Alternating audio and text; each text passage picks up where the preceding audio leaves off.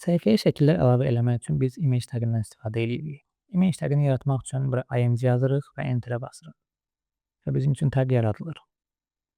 Və burada fikir versəniz, tag bir hissədən ibarətdir. Yəni bu açılış və qapanış yox, sadəcə olaraq açılış tagı var. Və hətta bəzən save elədikdə və yaxud kodu format elədikdə bu şəkildə belə bir slash əlavə eləyir tagın sonuna, amma bu olmasa da olar. Hər iki variantda da düzgün işləyir kodumuz. Və fikir verirsinizsə dediyimiz kimi bu tag bir hissədən ibarətdir. Bu tip taglara self closing tag deyilir. Bizim daha əvvəl baxdığımız nümunələrdə deyək ki, div yaradanda bu HTML elementi 3 hissədən ibarət olurdu. Açılış tagı, qapanış tagı və içindəki mətn, deyək ki, text olsun. Və yazdığımız mətn, bu iki tagın arasında yazdığımız mətn də burada göstərilirdi. Amma image tagında biz bütün məlumatları atributlar vasitəsilə verdiyimiz üçün, yəni src atributu, alt, title və s.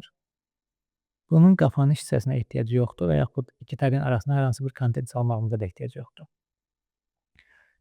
Bəs şəkli necə əlavə eləyirik? Biz bunun üçün src atributundan istifadə edirik. Bu şəklin mənbəyidir. Yəni şəkil bizə hardan gəlir?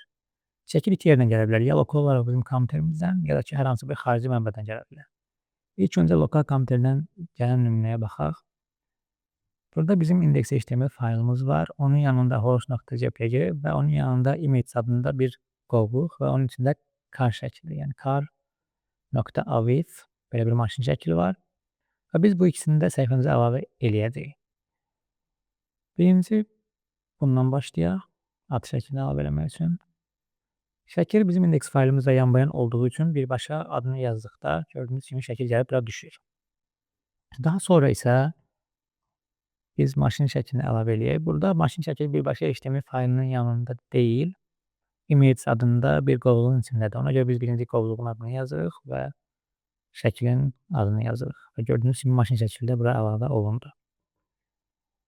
Bunu hələ ki comment deyirəm və bu birisindən işləyək. Alt nə deməkdir? Bəzən şəkil yüklənməyə bilər və yaxud hansısa xarici mənbədən gəlirsə, həmin şəkil orada silinmiş ola bilər və artıq bu şəkili bura əlavə eləməyə bilərik. Və həmin vəziyyətdə heç nə göstərməmək əvəzinə biz şəkillə bağlı bir mətn göstərə bilərik. Deyək ki, horse image. Və əgər deyək ki, bizim belə bir m əlavə elədim burada. Bizim belə bir şəklimiz burada olmadığı üçün şəkil yüklənmir və gördüyünüz kimi burada horse image adında bir mətn yazılır. Əgər bu şəkil düzgün yüklənsə, artıq həmin mətn göstərilmir. Yəni alt mətni əslində sadəcə olaraq şəkil yüklənə bilməyəndə göstərilir. Və bizim title adında bir atributumuz var. Burada horse yazıram. Bu nə deməkdir? Biz kursoru şəklin üstünə gətirəndə bir yazı çıxır. Bu title tagından gələn mətndir, horse. Yəni mən bunu dəyişib horse test eləsək, yaxşı.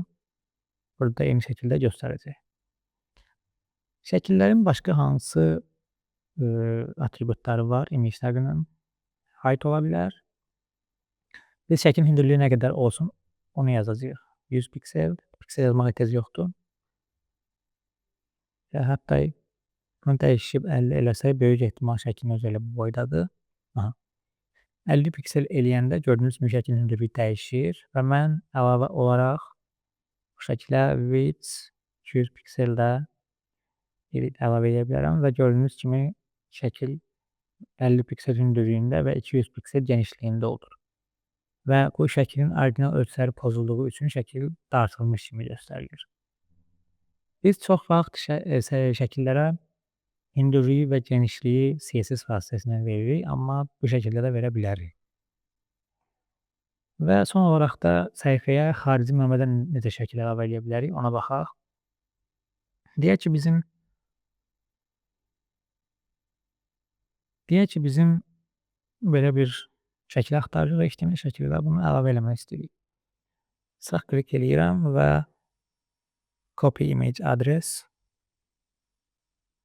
və bu src-nin yerinə həmin adresi paste eləyirəm. Yapışdırıram yəni və gördüyünüz kimi bu şəkil gəlib bura düşür.